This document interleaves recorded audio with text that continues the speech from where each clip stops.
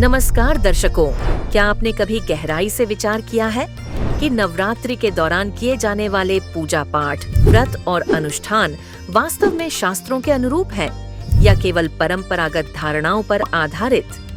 देवी दुर्गा की आराधना, अखंड ज्योति जलाना और दुर्गा सप्तशती का पाठ हमें सच्चा आध्यात्मिक लाभ प्रदान करते हैं या हम अनजाने में एक स्थापित परंपरा का निर्वाह भर कर रहे हैं? क्या देवी दुर्गा ही सर्वोच्च शक्ति है या उनसे भी परे कोई परम सत्ता विद्यमान है? यदि ये प्रश्न कभी आपके मन में उठे हैं, तो इस नवरात्रि को केवल व्रत और उपवास तक सीमित न रखें, बल्कि इसे सच्चे ज्ञान की खोज का अवसर बनाएं। आगे आपको कुछ ऐसे रहस्यों से परिचित होने का अवसर मिलेगा जो अब तक हमारी दृष्टि से ओझल रहे हैं।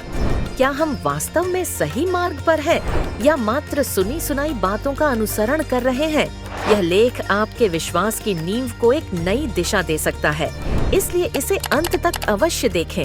इस वर्ष चैत्र नवरात्रि 30 मार्च रविवार को चैत्र शुक्ल पक्ष की प्रतिपदा तिथि से प्रारंभ हो रही है।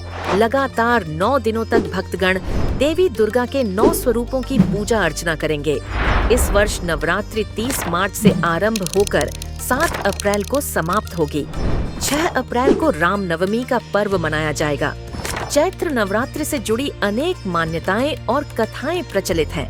इनमें से एक कथा के अनुसार असुर महिषासुर के अत्याचारों से त्रस्त होकर देवताओं ने उसे पराजित करने का प्रयास किया, परंतु उसे एक ऐसा वरदान प्राप्त था जिसके कारण न तो कोई देवता और न ही कोई दानव उसे हरा सकता था। अंततः सभी देवताओं ने माता पार्वती से प्रार्थना की कि वे महिषासुर का वध करें। माता पार्वती ने अपने अंश से नव दुर्गाओं की उत्पत्ति की। अंततः इन शक्तियों के सहयोग से महिषासुर का संहार संभव हो पाया। नवरात्रि के प्रथम दिवस मां शैलपुत्री की पूजा की जाती है। इस दिन से भक्तजन व्रत आरंभ करते हैं और 9 दिनों तक मां दुर्गा के विभिन्न स्वरूपों की आराधना करते हैं। यह माना जाता है कि नवरात्रि में व्रत एवं पूजा करने से भक्तों को विशेष फल की प्राप्ति होती है।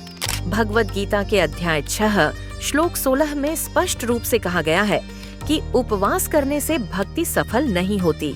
इस श्लोक में बताया गया है कि अत्यधिक उपवास, अत्यधिक भोजन, अधिक सोना या अधिक जागरण, ये सभी साधना में बाधा उत्पन्न करते हैं। इसी प्रकार श्रीमद् भगवद गीता में वर्णित है कि जो भी भक्ति शास्त्रों के अनुसार नहीं की जाती, वह व्यर्थ होती है। भक्तगण नवरात्रि के दौरान देवी के निमित्त अखंड ज्योति जलाकर 9 दिन का व्रत रखते हैं, लेकिन श्रीमद् भगवद गीता स्पष्ट रूप से शास्त्र विरुद्ध भक्ति की मनाही करती है। यह लोक मत के आधार पर किया जाने वाला आचरण है जो किसी भी शास्त्र में प्रमाणित नहीं है। गीता में कहीं भी देवी दुर्गा को पूजनीय नहीं बताया गया है। साधक विभिन्न मंत्रों का जाप करके उनकी पूजा करते हैं, जो कहीं भी वेद, पुराण जैसे किसी भी हिंदू धार्मिक ग्रंथों में प्रमाणित नहीं है। दुर्गा चालीसा या दुर्गा सप्तशती का पाठ करने से देवी दुर्गा कृपा नहीं करती है। यह पूजा करने का मनमाना आचरण है जो व्यर्थ भी है। सुख, समृद्धि, धन, संपत्ति, संतान और ऐश्वर्य पाने तथा परमात्मा से लाभ प्राप्त करने का एकमात्र तरीका है सच्ची भक्ति, जो केवल संत रामपाल जी महाराज जी बताते हैं। दुर्गा हमारे शरीर में बने कंठ कमल में निवास करती है, जिसका मंत्र तत्वदर्शी संत जानते हैं और अपने साधक तथा ईश्वर प्रेमी आत्मा को बताते हैं। सच्ची भक्ति प्राप्त करने के लिए तत्वदर्शी संत की आवश्यकता होती है, जो वास्तविक मंत्रों का ज्ञान प्रदान करते हैं। श्रीमद् देवी भागवत पुराण स्कंद 7 पृष्ठ 562 में देवी दुर्गा ने स्वयं राजा हिमालय को उपदेश दिया।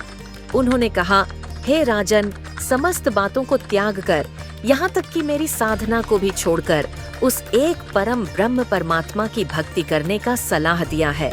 भगवद गीता अध्याय 9 श्लोक 23 से 24 में कहा गया है कि जो लोग अन्य देवी देवताओं की पूजा करते हैं, वे वास्तव में मेरा ही, ब्रह्म की पूजा ही कर रहे होते हैं, लेकिन यह पूजा शास्त्र विरुद्ध होती है। इसी कारण से वे परमात्मा को ठीक से नहीं पहचान पाते और पतन को प्राप्त होते हैं। गीता अध्याय 15 श्लोक 16 से 17 में भी बताया गया है कि केवल परम अक्षर ब्रह्म ही सर्वोच्च ईश्वर है, जो अविनाशी हैं और समस्त प्राणियों का कल्याण करते हैं। श्रीमद् देवी भागवत के अनुसार देवी दुर्गा और काल ब्रह्म ज्योति निरंजन के मध्य पति पत्नी का संबंध बताया गया है। इस ग्रंथ में दुर्गा को भवानी और काल ब्रह्म को परम पुरुष कहा गया है।